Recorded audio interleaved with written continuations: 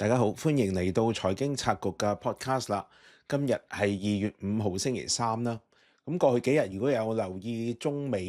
以至係美國嘅貿易戰嘅發展咧，真係相當精彩喎。特朗普喺最後嘅幾個鐘先，即係關稅生效前咧，先至係last minute 取消咗對墨西哥同加拿大嘅關稅嘅執行，係延遲咗1個月。咁但係同一時間咧，當市場以為中國同美國之間嗰個貿易戰可能暫緩咧，但係又最終並冇咁樣發展，而係美國真正對中國咧係執行額外1成關稅嘅規定。咁呢個可以見到咧，其實特朗普嗰個政治手腕咧，似乎係越嚟越成熟，亦都見到佢嗰個脅迫嘅手段咧係相當之高明。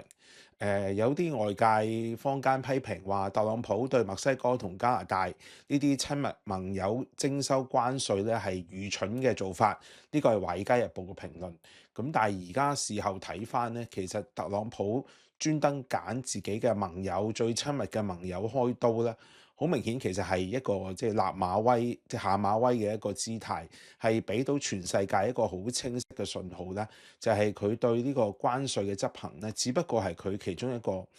政治嘅手腕，係透過呢個所謂總統嘅特別嘅行使嘅權力咧，係令到呢啲國家咧係幾乎可以話係臣服喺美國之下。呢個唔單止係墨西哥同加拿大啦，大家見到譬如巴拿馬喺美國嘅國務卿魯比奧訪問巴拿馬之後咧，其實巴拿馬嗰個態度都係180度轉變啦，包括係先退出咗中國嘅一帶一路，而最新彭博嘅消息咧，亦都話可能會終止咧巴拿馬政府咧終止同長和嗰個港口嘅經營權。目前咧係探討緊一啲法律嘅問題。咁你見到咧係巴拿馬嗰個態度咧都係180度轉變。咁你見到咧，其實特朗普係俾好清晰嘅信號，全世界咧係睇到佢希望建立美國霸權嗰個好清楚嘅意圖，而正正就係透過向自己盟友嘅一個展示勢力咧，係俾到外界好清晰嘅信號。如果你唔服從我啦，你係會有咁樣嘅下場。呢個其實個信號係相當清晰。咁而當外界一度以為中美之間可能有談判嘅餘地，甚至話可能特朗普好快就會同習近平通電話啦。咁但係而家睇翻轉頭，又係另一個誤判啦。最新嘅消息都話特朗普咧係並不急於啦同習近平通電話，而且對中國嘅關稅已經係實施咗額外嘅1成嘅關稅。咁好明顯見到咧，就係佢對中國嘅態度咧，暫時嚟睇咧，都係並冇放鬆啦，甚至乎係步步進逼。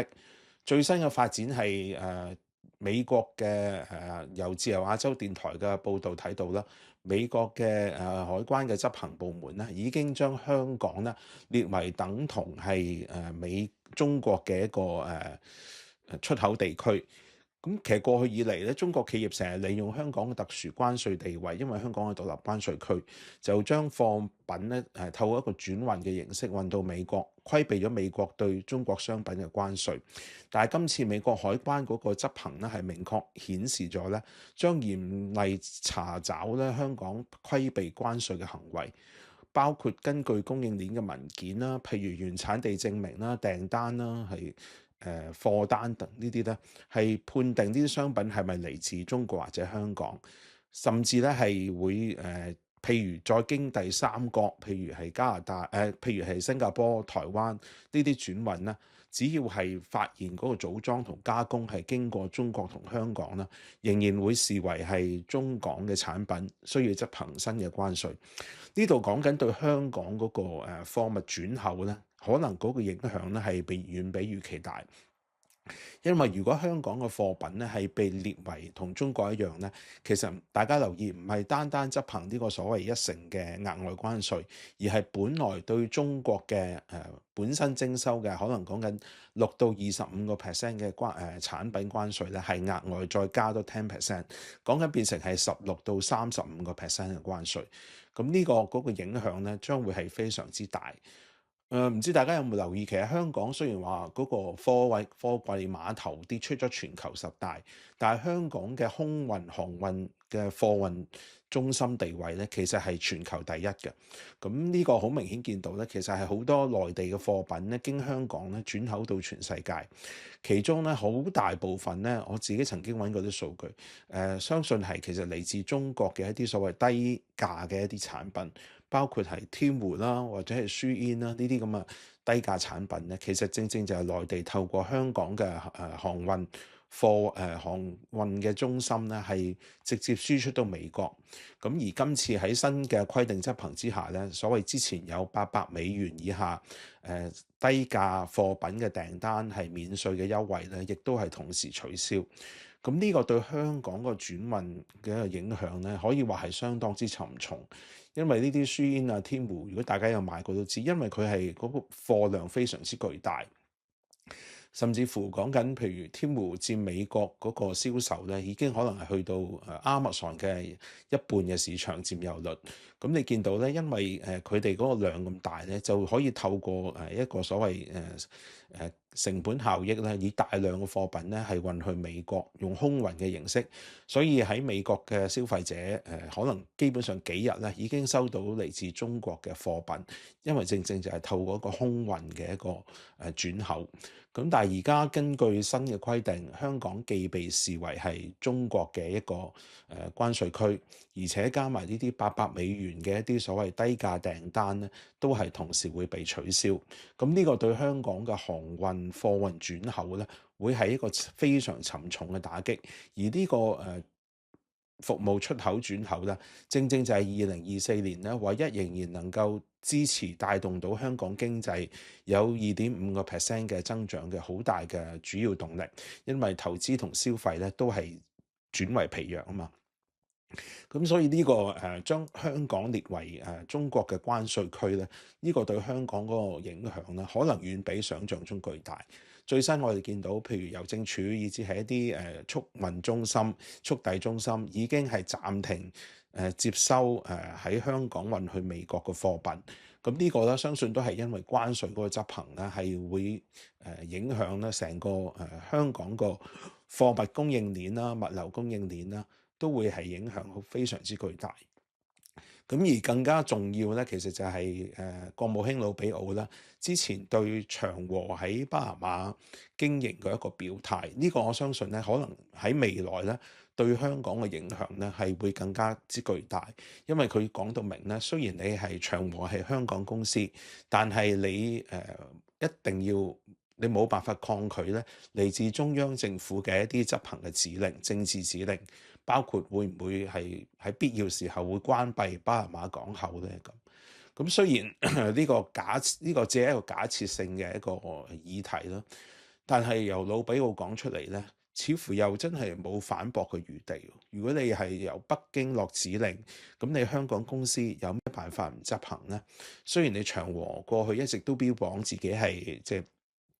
因為長和已經唔係香港註冊㗎啦，佢已經改咗係海外註冊。開曼群島，咁理論上佢係一間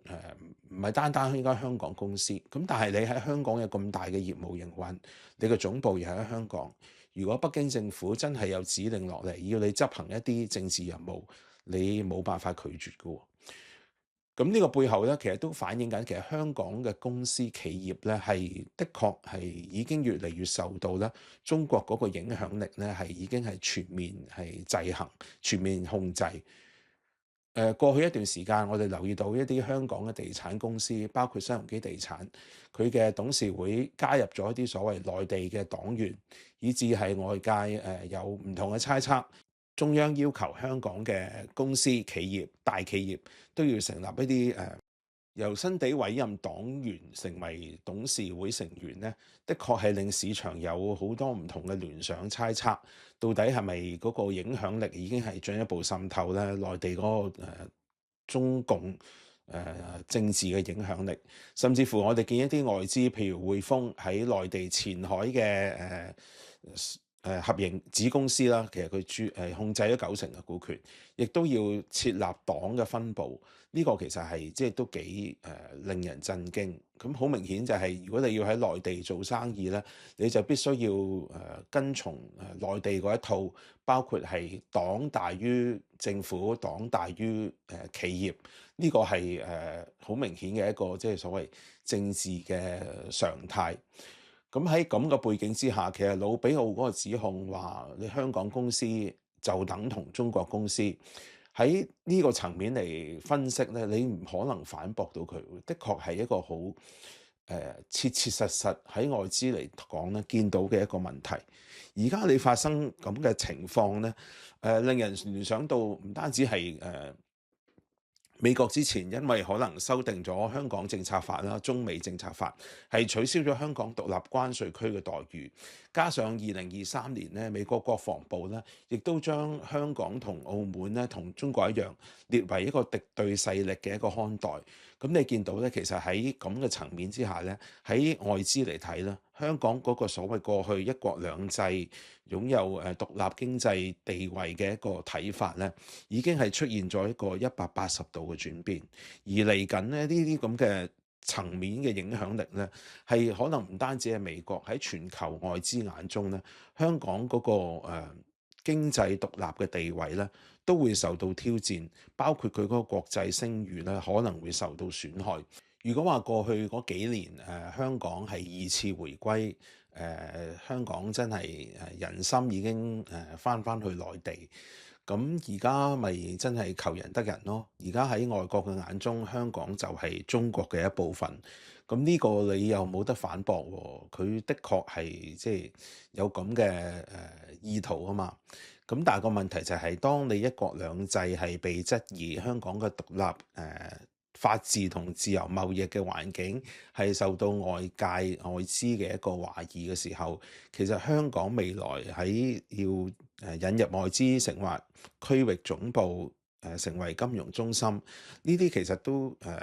顯示咗呢個香港特殊地位咧，已經係被美國否認，亦都間接證實咗外界對一國兩制名存實亡嘅一個擔憂。呢個係幾好影響咧香港未來咧喺金融中心以至係一國兩制之下嗰個經濟中心嗰個發展個前途。今次特朗普個出手咧，的確係令人覺得另眼相看，即係似乎係睇得出咧，佢今次2.0嗰個任期咧，佢嗰個政治手腕啦，以至佢嗰個政治強勢咧，喺佢啱啱只係上任3個禮拜咧，已經係充分表露無遺。咁相信嚟緊呢4年咧，嗰個政治經濟全球嗰個地緣發展個格局，以至係美國嗰個霸權咧，係會進一步確立。而中國咧，好明顯就係佢明顯要威脅針對嘅對象。呢個對香港嘅影響咧，係將會非常之顯著。好啦，今集分享講到呢度，希望未訂閱呢個頻道嘅朋友咧，可以訂閱呢個頻道啦，可以 like、share 同埋 subscribe 我嘅頻道啦。咁我哋聽日再會啦，拜拜。